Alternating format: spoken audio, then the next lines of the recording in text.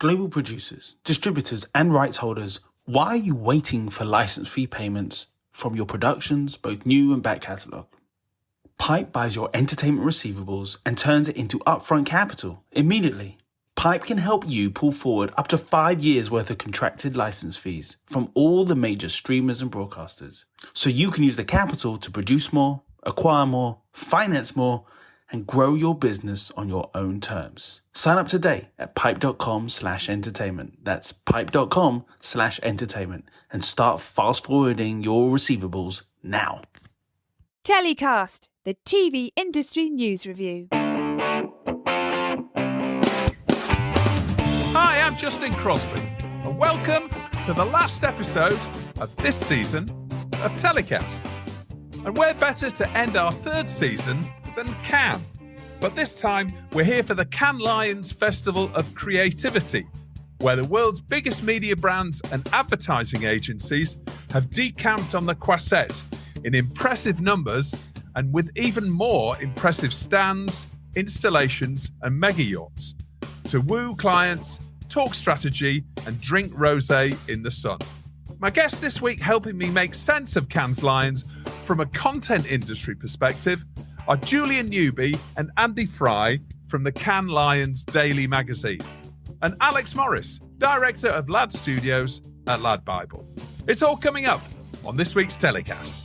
So for the last episode in this season of TellyCast, we're here in Cannes, but this time it's for Cannes Lions. So it's the first time I've been here, and it's been a real eye-opener. And I'm here with Julian Newby and Andy Fry, who are the leaders of the editorial team that many of our listeners know for MIPCOM and MIPTV dailies and many others. I thought they were the perfect people to talk about what's happening this week and what the relevance is for the TV industry. And maybe you guys can give us a little bit of a rundown and a review of Cannes Lions and a bit of context of what's going on. Welcome to the show, Julian and Andy. Thank you. Yeah, hi. Nice to be here. First of all, it's hot.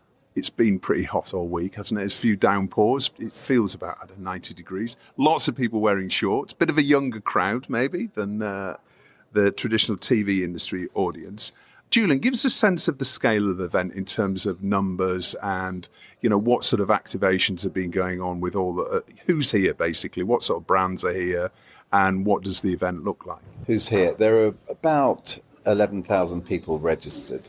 Now, at all events like the film festival, MIPCOM, MIPTV, there will be peripheral people. There'll be people who are visiting for a day and so on. So those numbers could go up. But I'd say in terms of registered people, we're probably about 11,000.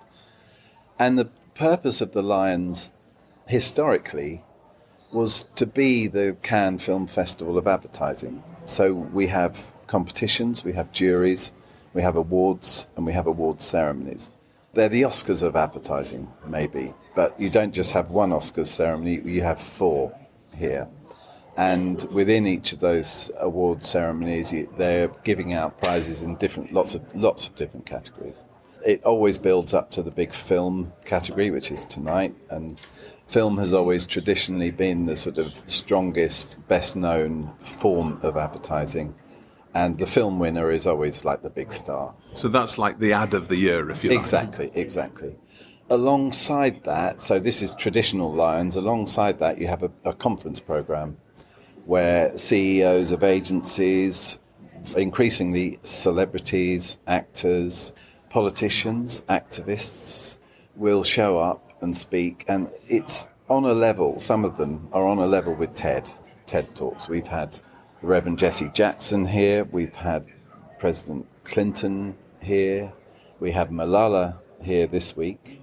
So you get people talking a lot about world issues and so on. And then you'll have the more corporate events where CEOs and others from advertising agencies will talk, and also people from the brand, representing the brands. So that's, I guess, what I've just described there is what happens in the Palais.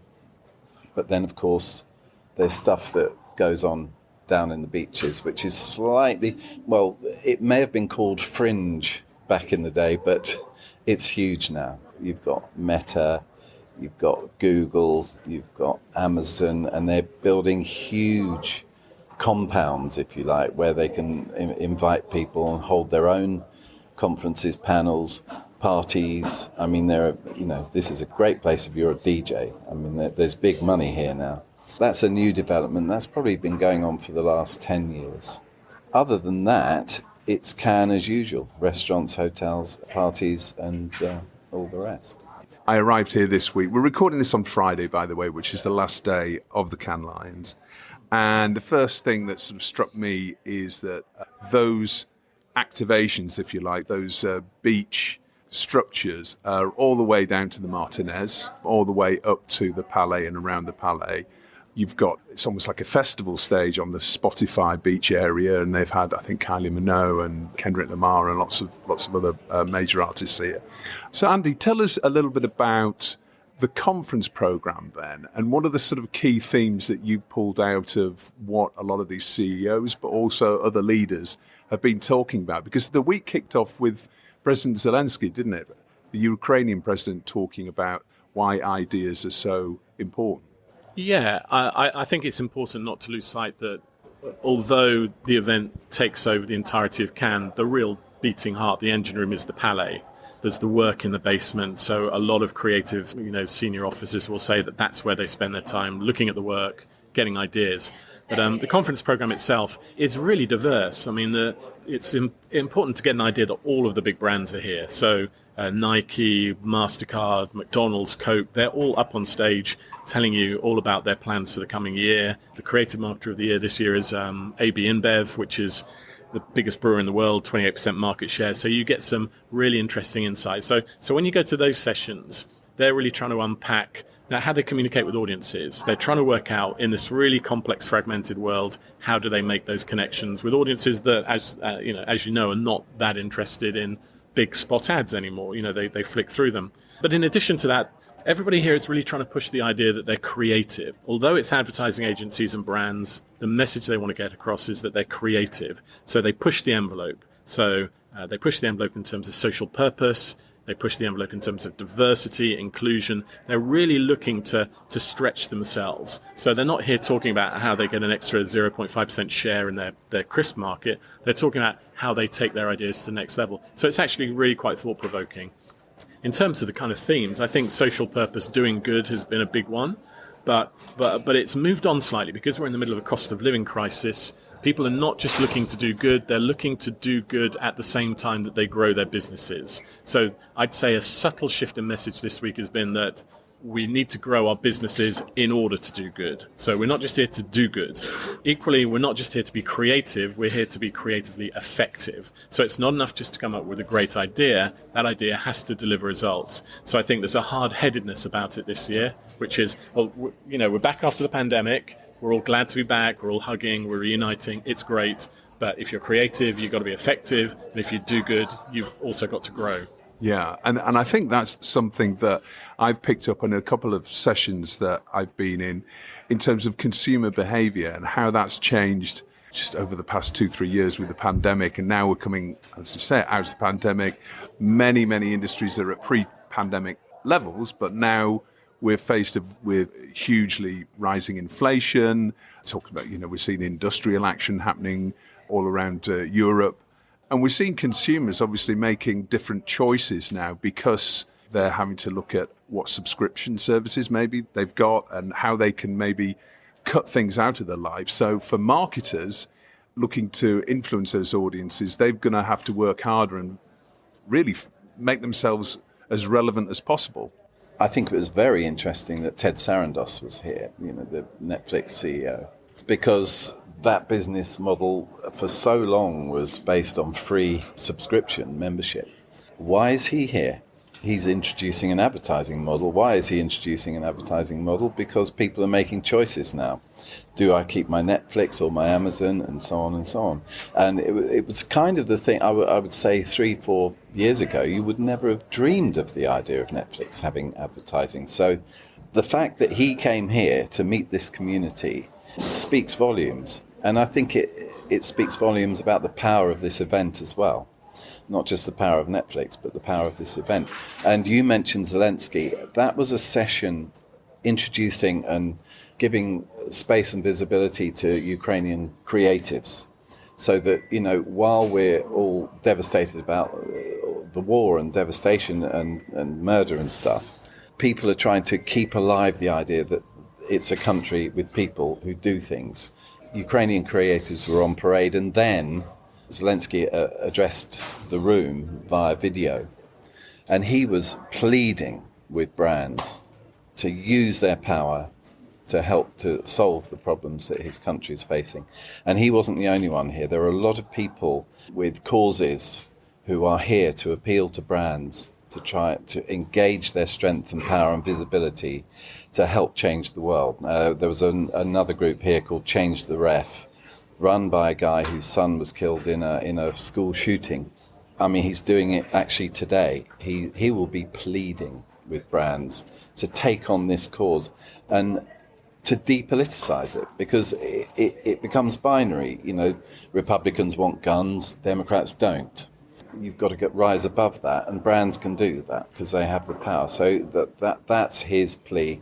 And there are a lot of other people with causes who are asking brands to do the same thing. Nike did it with Black Lives Matter a few years ago, and this guy on the gun laws thing, he's just saying we just need one Nike, and it will turn that from being a binary political issue to being a humanitarian issue. You're right. I mean, there are, forgive the phrase, but like the masters of the universe are all here when it comes to those decision makers. The most powerful brands in the world are all gathered in one place. And as you say, Netflix is not the biggest company here, which is quite a shift in mindset when you come here and consider that.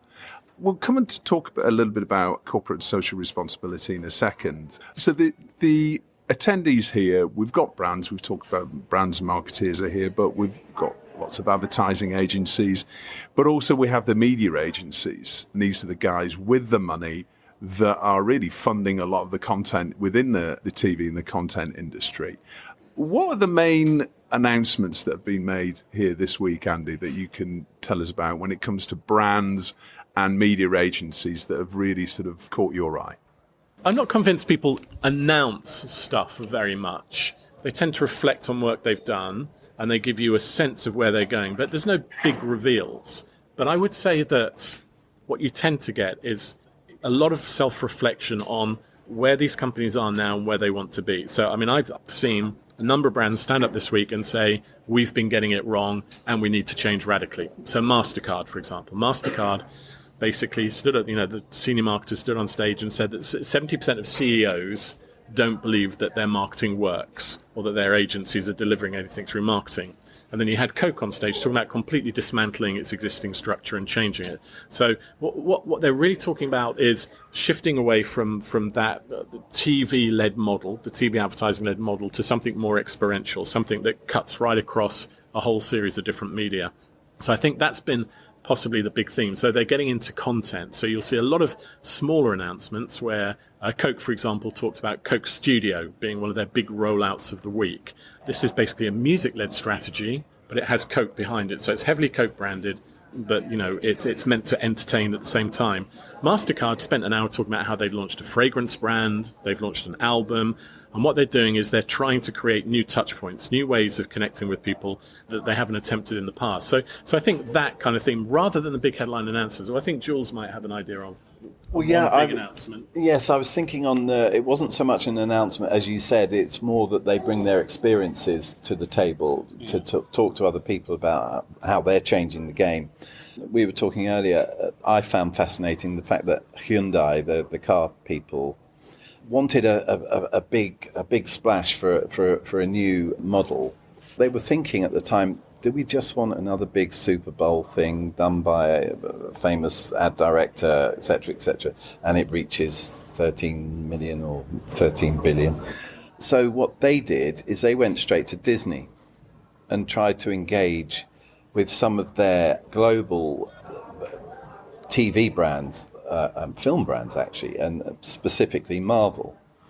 And to tell that, so they engaged with Disney, they created branded content, and it involved huge names, and one of them came down to sort of illustrate what they've done, and that was Elizabeth Olsen.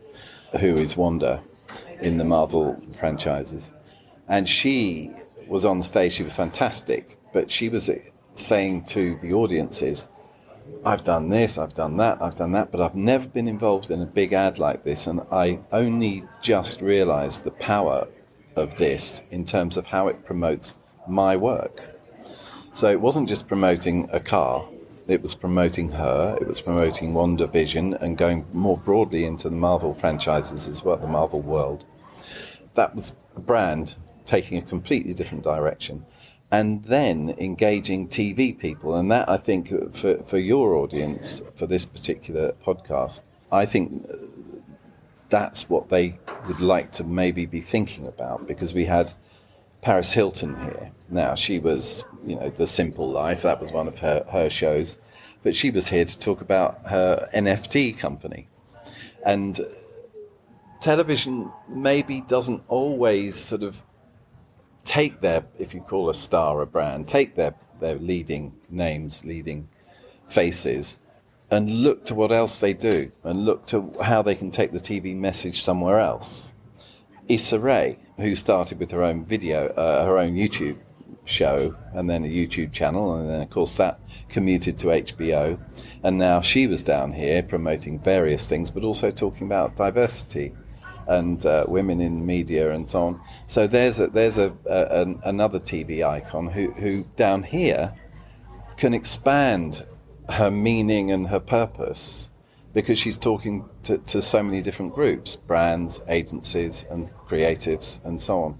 So I think a message from the Lions to TV is consider more, possibly, the value and the power of the people who make your programs, who star in your programs, but can do other things, which, of course, can go out into the world and then bring revenues back. Yeah, no, that's really fascinating. The ways that brands are looking to communicate with those audiences. Back to the point you made earlier on, Andy, is that these brands are getting more and more into content, aren't they? They're realising that TV ads, seems to me, I've known for a while that I don't watch TV ads. I skip through them. I pre-record everything or I stream it, other than YouTube, obviously, and Google, obviously, are here in force as well. But it's about that, brands really looking into content, creating their own content. There must be a huge opportunity then, and this is something we've covered quite a lot on TellyCast before, in terms of brand-funded programming and ways that producers and content companies, but also platforms, can access this money, because there is a lot of money out there in this particular sector.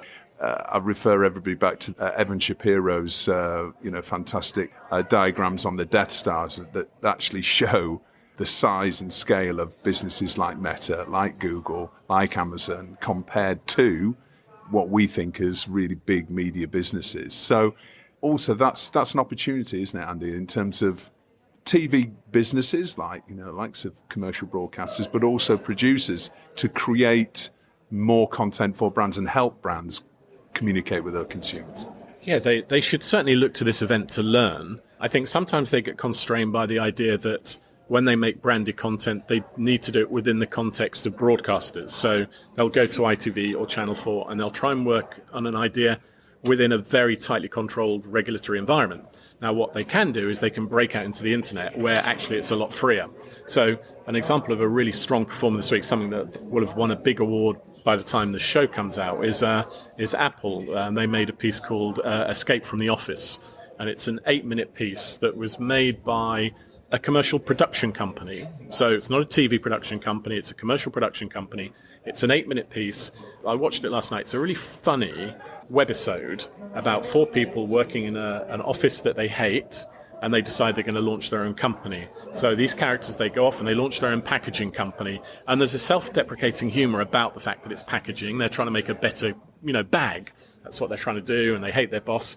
But all the way through the 8 minutes, they're using Apple products, but not in a really intrusive, invasive way. They're just telling their story of their company. It's very funny, and there are Apple products in the background. But goes out on online channels. So, for a TV producer, they need to be thinking, how can we work with brands and go out into this kind of this wider space rather than being trapped. And if you look at some of the advertising stuff, there's so many branded content examples. Penny, the German retailer, won an award this week for a 3-minute piece, which was telling the story of the emotional story of coming out of COVID. And it was a mother and a son, and it was the mother wanting to encourage her son to get back out and enjoy his life and experience youth. And it's as touching as a drama. Compared to some of the stuff I've seen in TV worlds, it was really moving. It's so cinematic. So there are certainly things they can learn, but they perhaps need to broaden their parameters and not think about, how am I going to get this 30-minute episode onto a broadcaster. They need to think, okay, I have production skills, I have creativity and storytelling. How can I work with brands? And then just go out into this, this, I don't want to say metaverse, but, digital universe. Yeah.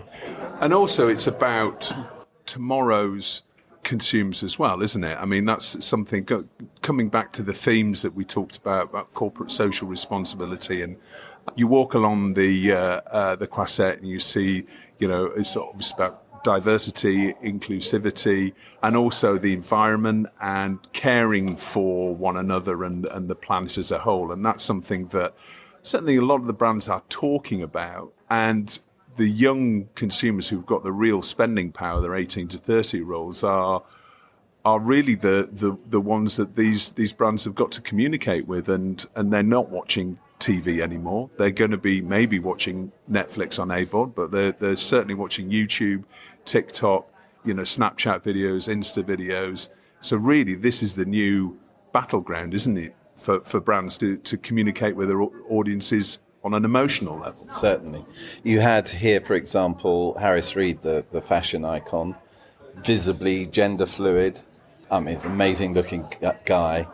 He has been taken on by an agency, Edelman, a big agency called Edelman, and they call him the ZEO. So he's the like the Gen Z reference for them. So to take someone from a completely different industry, understanding who he is, why he is who he is, plonk him into an agency, and suddenly the thinking changes completely. And of course, it changes for all the work that comes out of there, and the message changes, and the tolerance and the diversity and all of that. There was a very interesting, a prize-winning ad that went out, which featured Indian girls in school passing little notes to each other, and the impression was that they were being naughty or cheating or whatever, but they were actually, it was giving little pieces of information to each other about menstruation. Because in certain cultures, this particular culture they were referring to, that girls aren't told about that. It's considered, you mustn't think about your body, or I don't know why they're not told about that. And this was so moving, so sweet and funny. And TV is often criticised for not doing enough on issues like this, diversity, the environment. And when they do the environment, it's just, lots of films of icebergs breaking and all that kind of thing. But you can tell these stories in a different way and engage people emotionally, still get the message across, but also entertain and move. Like Julian says, I think he said it earlier as well, every touch point was hit this week. I mean, the founder of Me Too was here, Tarana Burke was here. You had Nikolai Coster-Waldau here, star of Game of Thrones, working with the UN Development Committee. You kind of just... Isa Meiger, a French actress as well, same kind of agenda. Every issue was dealt with in some respect, and it's because brands have really decided they need to take on this mantle of activism. There was a lot of talk this week that brands can have more influence than governments because governments are paralyzed, governments are not achieving things, whereas brands have a direct connection with consumers, and because of that, they're able to move the dial on things. It doesn't always happen. Sometimes it's just talk, but I mean, we had Malala. If Malala thinks it's worth coming here, then it does say something about the nature of the event and then the power. I mean, she referenced Apple in her session. There are brands that are helping shift the needle, and that's why this event should be important to TV. And then, of course, there was real life demonstration here. Greenpeace demonstrated, disrupted the whole event.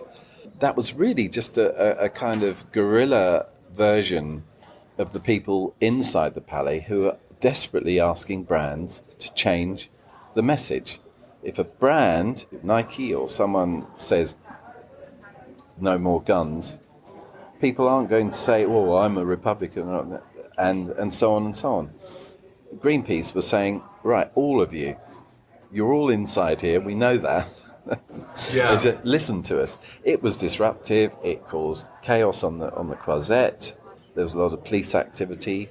There's certainly the PR winners, I think, of this week in terms of making a statement around the world. And as we're speaking, we're just looking out over the bay, and there's the Greenpeace ship out there, which is moored here. So they've had a really almost sort of piratical presence here. You know, they landed on the beach with a lot of kayaks on the WPP beach earlier this week. We've also had a can line returned by a former advertising exec who now works for Greenpeace and used to make ads for, I think it was VW and a lot of the fossil fuel companies or car makers.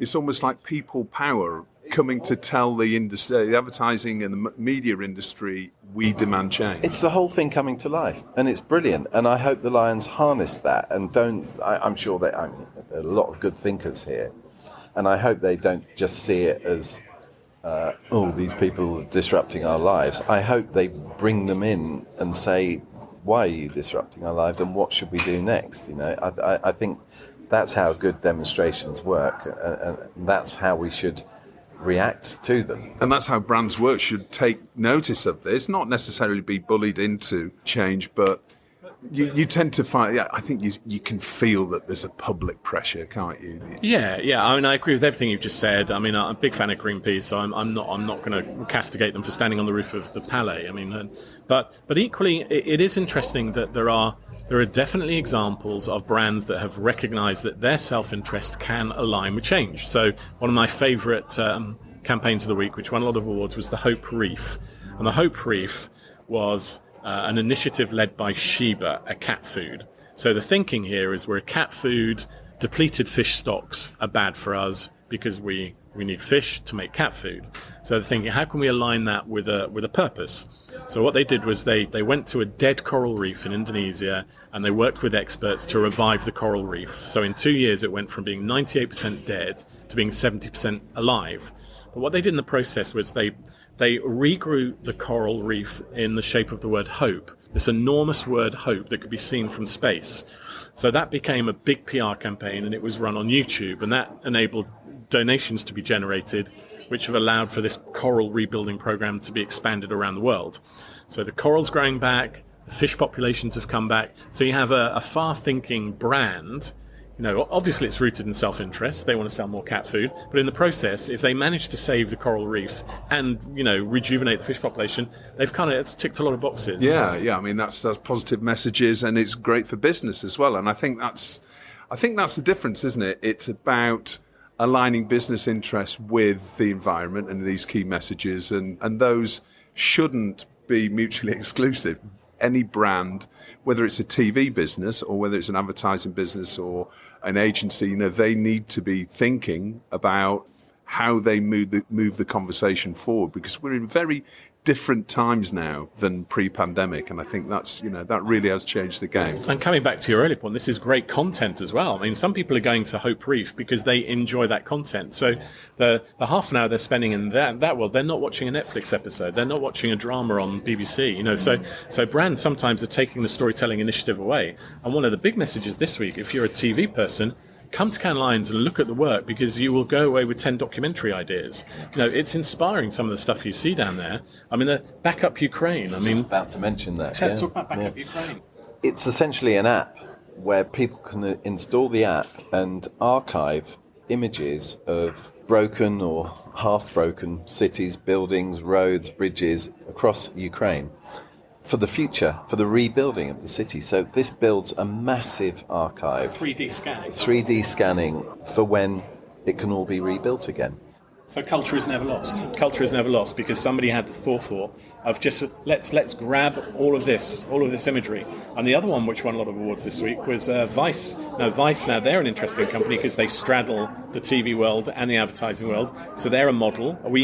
I think we used to look at Vice a little bit as pretenders, didn't we, in the early days?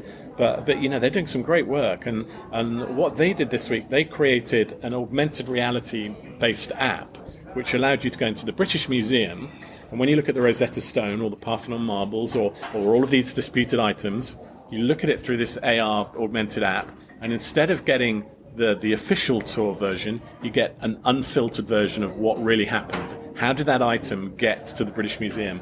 And it's told by experts from the cultures that this stuff has been swiped from.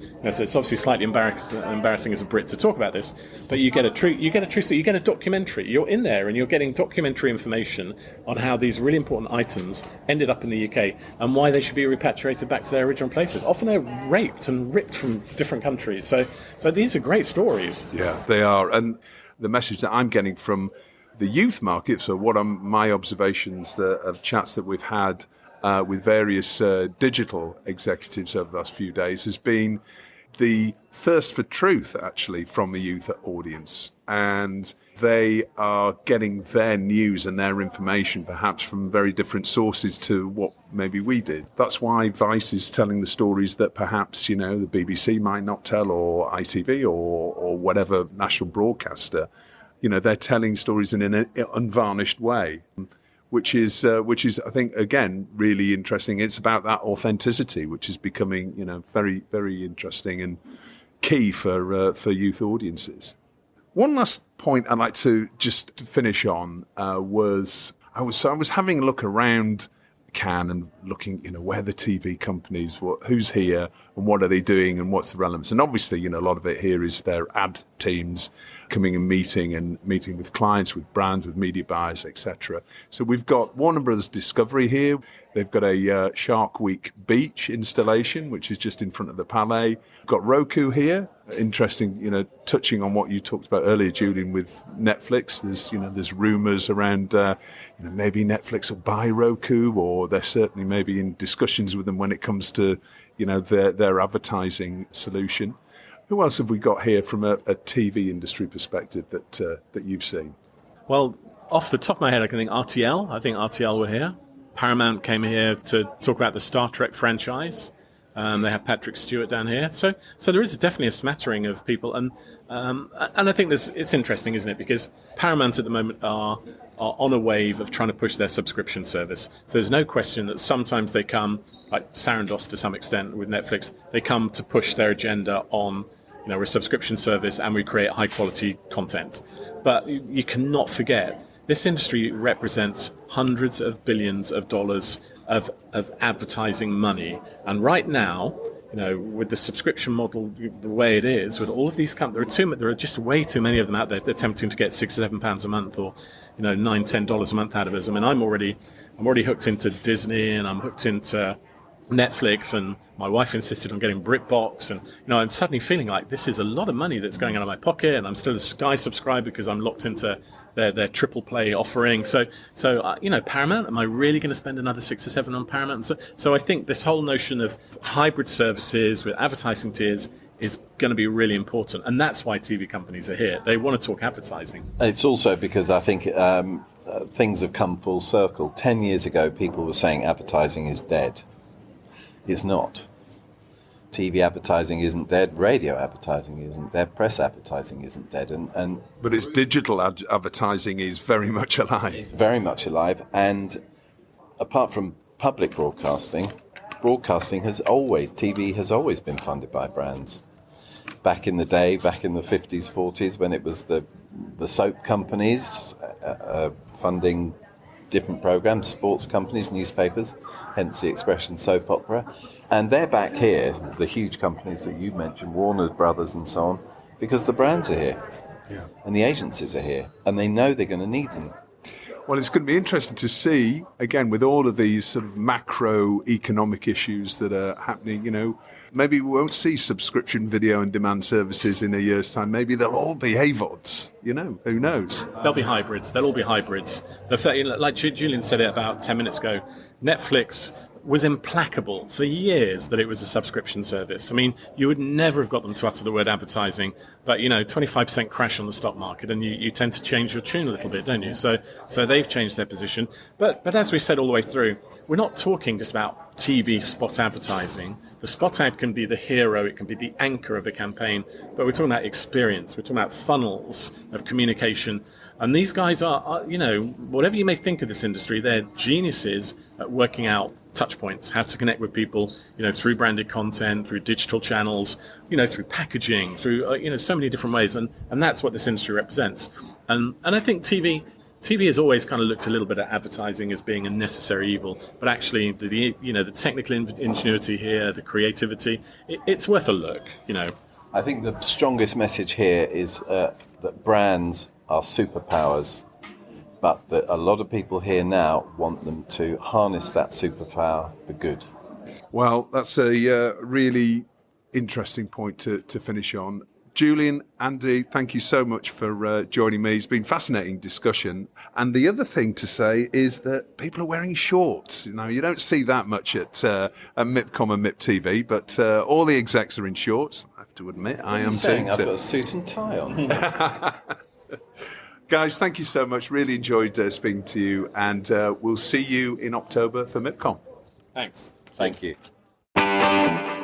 So our next guest on this week's Cannes Lions special show and the last episode in the current season is Alex Morris, Director of LADstudios at LADbible. Alex, great to see you. Great to see a friendly face here.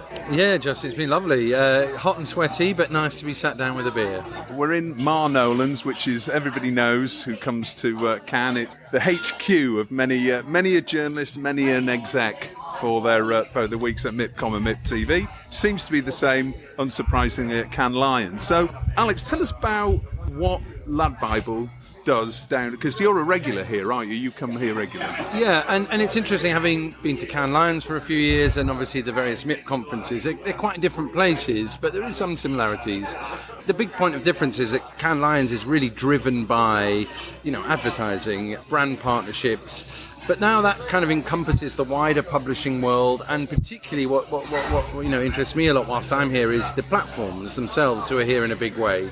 Twitter, Spotify, TikTok, Facebook, Snap are all a huge presence in Lions as they kind of really dominate the advertising landscape at the moment. For us, we come here in quite a large group actually, because it's a great opportunity to meet with our agency partners, our brand partners. Cannes Lions is slightly different. It's not such a kind of pitch-heavy festival where you're trying to walk away with a deal. It's about networking. It's about setting up opportunities. It's about building on relationships you already have and kind of finding new ways of working with each other. And, we've been spending our time here with our agency partners, with our platform partners, and it's been really positive. The other thing that's interesting with Cannes, you get an awful lot of Americans come for Cannes Lions. So for me, that's really useful. So many of the platforms have real senior execs in the US, and it means I don't have to do a trip around New York and LA, and I can see everyone here, and they really love it at Cannes and sort of cut loose a little bit. I think, as we know, a lot of American clients love this sort of Southern European environment and a bit of rosé. So yeah, it's great. It means we can see a lot of a really diverse sort of partner and client set all in one place.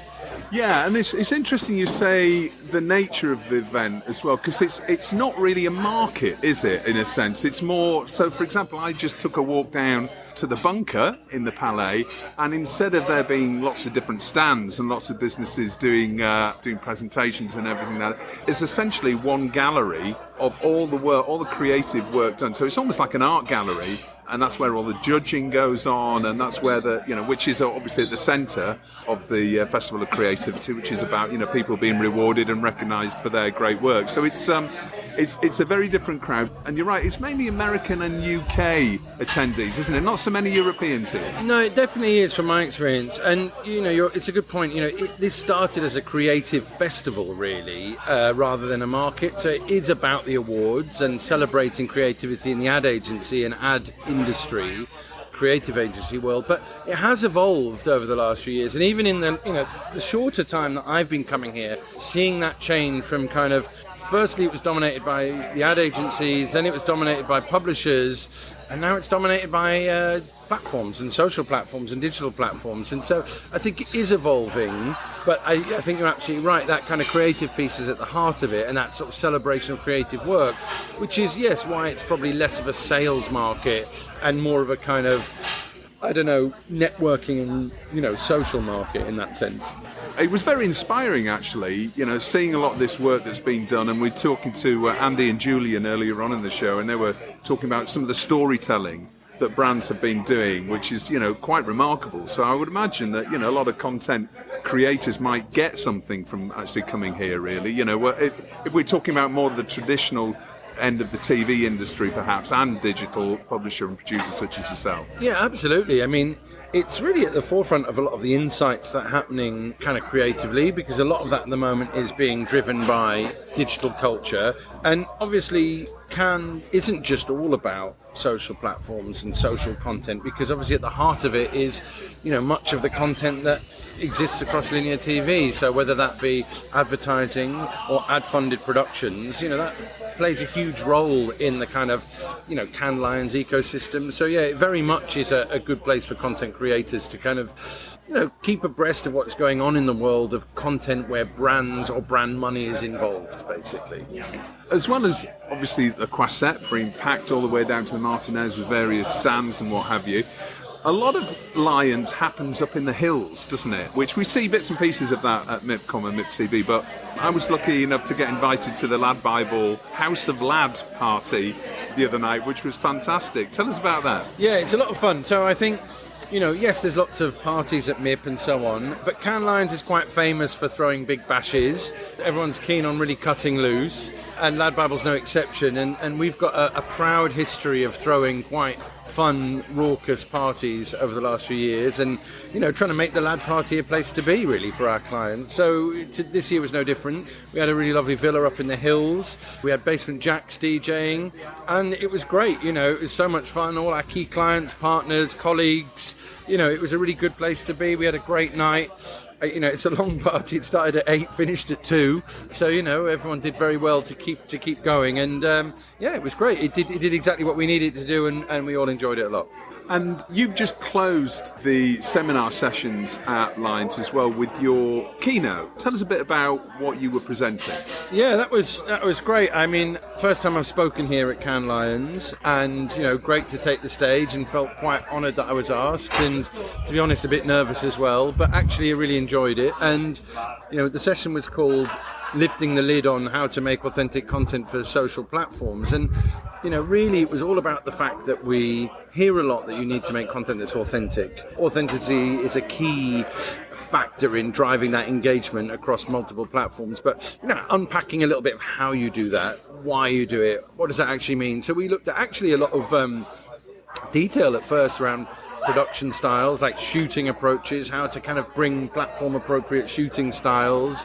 We looked at post-production and kind of using our kind of long history of working in social every day to kind of unpack some of the secret sauce for how we make social first content. And some of it was a bit techie around using platform tools, so on-screen graphics that platforms have inbuilt and things like that. And I really enjoyed it. It was nice to be able to talk about content from a structural and technical point of view, but also the creativity, because so much of what's happening in social is being driven by this kind of new short form content that was 1 minute under, and it was fun to play some videos showing some of the organic creativity that's happening in that space. Yeah, well, it was fascinating. It was a packed house, lots of audience engagement and questions and stuff, so that was exciting. It'd be good to maybe to share something like that with the TV industry audience, because I'm sure there's a lot of learnings that producers and indeed networks will take a lot from that. Alex, I know you've got to rush for your plane now, so thanks so much for joining me. Great to see you here in Cannes. Have a safe flight, and see you again soon. Yeah, thanks very much. It's been great. See you on the other side. Well, that's it for this week's show, and indeed this third season of TellyCast. As always, I hope you've enjoyed listening to our conversations with TV's movers and shakers. We're taking a summer break now to recharge and refresh. Ready for our next season of shows, starting with an Edinburgh TV Festival preview on the 18th of August. I hope you all have a really relaxing summer. Until our next episode, stay safe. Global producers, distributors, and rights holders, why are you waiting for license fee payments from your productions, both new and back catalogue? Pipe buys your entertainment receivables and turns it into upfront capital immediately. Pipe Pipe can help you pull forward up to 5 years worth of contracted license fees from all the major streamers and broadcasters, so you can use the capital to produce more, acquire more, finance more, and grow your business on your own terms. Sign up today at pipe.com/entertainment. That's pipe.com/entertainment and start fast forwarding your receivables now.